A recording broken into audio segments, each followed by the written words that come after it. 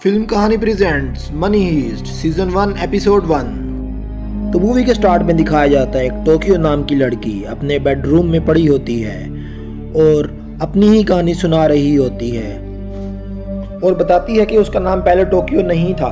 दरअसल किसी एक्टिविटी के बाद उसका नाम टोक्यो पड़ गया और हम देखते हैं कि टीवी पर उसकी एक न्यूज़ आ रही होती है, यानी कि उसने कोई क्रिमिनल एक्टिविटी की होती है और अब उसे इस एक्टिविटी की वजह से पुलिस ढूंढ रही होती है। वो साथ ही अपने बॉयफ्रेंड को याद कर रही होती है और सोच रही होती है कि उसकी किस क्रिमिनल एक्टिविटी की वजह से उसकी मौत हो गई। वो इस घटना को याद करके रो रही होती है और यही जख्म उसके अंदर दिन ब दिन बढ़ रहा होता है। कुछ देर बाद वो अपने घर से बाहर जाती है। दरअसल वो अपनी माँ को फ़ोन कॉल करना चाहती है, जो कि वो अपने टेलीफोन नंबर से कर नहीं सकती क्योंकि पुलिस उसके पीछे पड़ी हुई होती है और उसे डर होता है कि अगर उसने फ़ोन कॉल की तो उसकी फ़ोन कॉल ट्रेस हो जाएगी। वो अपनी माँ को बताती है कि मैं आपसे मिल नहीं सकती, लेकिन बहुत जल्द मैं ये शहर छोड़कर चली जाऊंगी और फिर मैं चाइना चली जाऊंगी और वहाँ पर एक अच्छी कुक बन जाऊंगी और ढेर सारे पैसे कमा कर आपको भी वहाँ पर बुला लूँगी। उसकी माँ उसे कहती है कि तुमने आज तक अंडा तक नहीं उबाला, तुम कुक कैसे बन सकती हो। अपनी माँ को कहती है कि आप इसकी बिल्कुल चिंता मत करो, मैं सब कुछ सीख जाऊंगी और साथ ही कहती है कि मैं आपसे मिलने आ रही हूँ। उसकी माँ उसे कहती है कि अगर हम ना ही मिलें तो अच्छा है और वो चाहती ही नहीं है कि वो उसकी बेटी उससे मिले।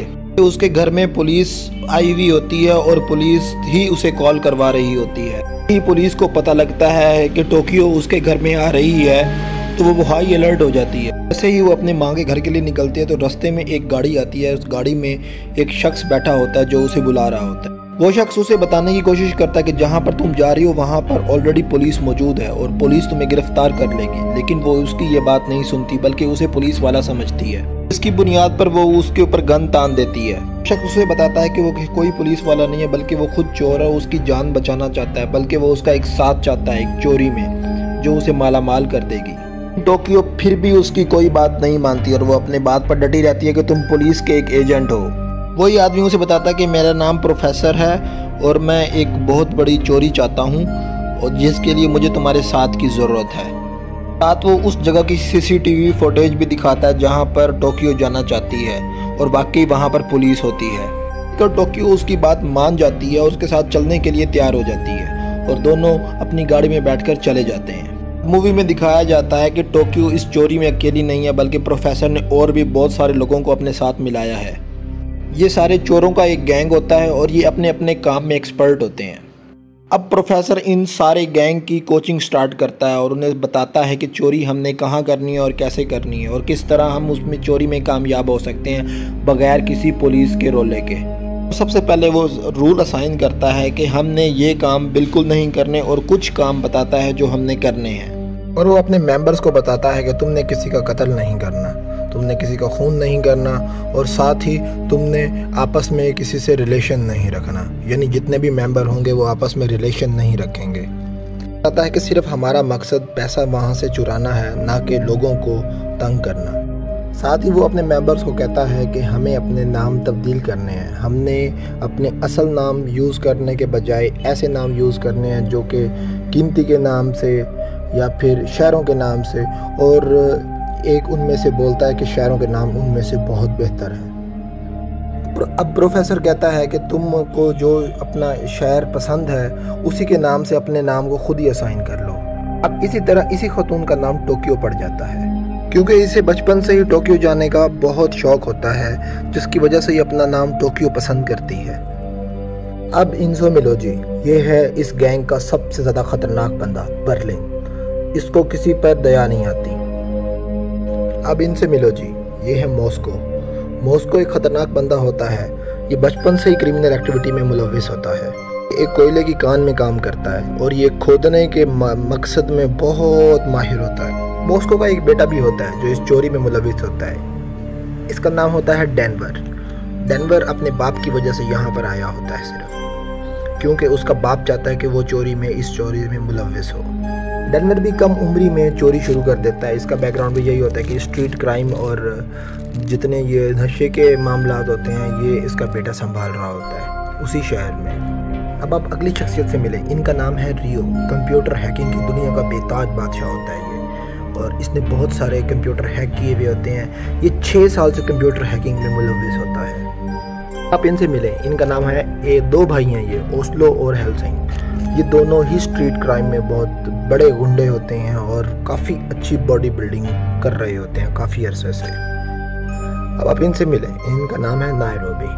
नायरोबी भी बहुत ख़तरनाक हुए होते हैं और ये बचपन से ही क्रिमिनल एक्टिविटी में मुलव्विस होती है। तो इस तरह सबके नाम कंप्लीट हो चुके होते हैं और नायरोबी अब पूछती है कि आप ये बताएं प्रोफेसर कि हमने डाका कहाँ डालना है।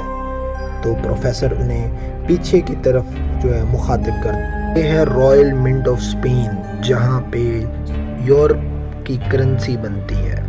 इन्होंने यहाँ सिर्फ करेंसी लूटनी नहीं होती बल्कि इन्होंने नए नोट बनाने होते हैं और उन्हीं को लूटना होता है। यानी इनका मकसद ज़्यादा से ज़्यादा वहाँ से करेंसी बाहर निकालने का होता है। अब ये मज़ीद अपने प्लान के बारे में कुछ नहीं मूवी में दिखाया जाता और अगले दिन चोरी का दिन शुरू हो जाता है और ये स्पेसिफिक मास्क और सूट पहनकर तैयार हो जाते हैं। अब सब लोग अपने मास्क के ऊपर कमेंट कर रहे होते हैं कि हमारा मास्क कैसा है। कुछ लोगों को ये मास्क बिल्कुल नहीं पसंद आता, कहता है कि भाई हमने से प्रोफेसर ने यही मास्क क्यों रखवाया और यही कॉस्ट्यूम क्यों रखवाया। कुछ लोग सिर्फ अपनी चोरी से मतलब रखते हैं, जैसे ख़ास तौर पर नायरोबी और टोक्यो। उनको कोई दिलचस्पी नहीं होती कि हमारा कौन सा सूट पहना है, हमने कौन सा मास्क पहना है। उनका मकसद सिर्फ और सिर्फ चोरी होता है। ये सिर्फ मेल हजरात ही ये काम कर रहे होते हैं। ये सारे एक ख़ास जगह पर जा रहे होते हैं जहाँ पे इन्होंने असला अपना छुपाया होता है। अब वहाँ पर असला लेने जाते हैं और वहाँ से वेपन कंप्लीट हो के वहाँ से बाहर निकलते हैं और फिर डायरेक्ट जो सीन दिखाया जाता है वो बैंक का होता है। इनसे मिलिए जी, ये है बैंक मैनेजर की प्राइवेट सेक्रेटरी जो कि प्रेग्नेंट हो चुकी हैं बैंक मैनेजर की वजह से। इनके पास एक प्रेगनेंसी स्ट्रिप होती है और ये चेक कर रही होती हैं और इनका रिज़ल्ट पॉजिटिव आता है और ये परेशान हो जाती हैं। अब अगला शॉट दिखाया जाता है जिसके अंदर तमाम गैंग मेंबर पुलिस वालों को बंदी बना लेते हैं और उनके ऊपर हमला करते हैं उनकी गाड़ियों पर। दरअसल इसमें पेपर रोल जा रहा होता है और पुलिस की सिक्योरिटी के साथ जा रहा होता है। अब गैंग मेंबर उनको बंदी बनाकर पुलिस का कुछ रूप ले लेते हैं और कुछ गैंग मेंबर करेंसी नोट के अंदर छुप जाते हैं। मतलब जो करेंसी के लिए पेपर जा रहा होता है उसी रोल के अंदर घुस जाते हैं। ये होता है इनका रॉयल मिंट के अंदर एंट्री का इंतज़ाम। और इसी चोरी वाले दिन एक स्कूल ट्रिप भी आया हुआ होता है जिसमें एक लड़की होती है, एक बहुत बड़े सियासतदान की बेटी होती है। इसका नाम होता है एलिसन पार्कर। और अब ये जा रही है तो इसकी जान बहुत ज़्यादा, अमीर बाप की बेटी तो उसकी जान ज़्यादा इम्पोर्टेंट। अब अगले सीन में दिखाया जाता है कि मैनेजर सेक्रेटरी आपस में बात कर रहे होते हैं। सेक्रेटरी बताती है कि मैं प्रेग्नेंट हूँ और मैनेजर इस बात के पर अजीब सा बिहेव करता है और बड़ा अजीब सा रिएक्शन देता है। मैनेजर उसे अबॉर्ट का मशवरा देता है। बात के बाद इनकी काफ़ी आपस में लड़ाई होती है और सेक्रेटरी उससे काफ़ी नाराज़ हो जाती है। और अगले ही सीन में दिखाया जाता है कि पुलिस की गाड़ियाँ और पेपर रोल वाली गाड़ी आ रही है जिनके अंदर तमाम गैंग मेंबर छुपे हुए हैं, कुछ पुलिस वाले और कुछ पेपर रोल के अंदर।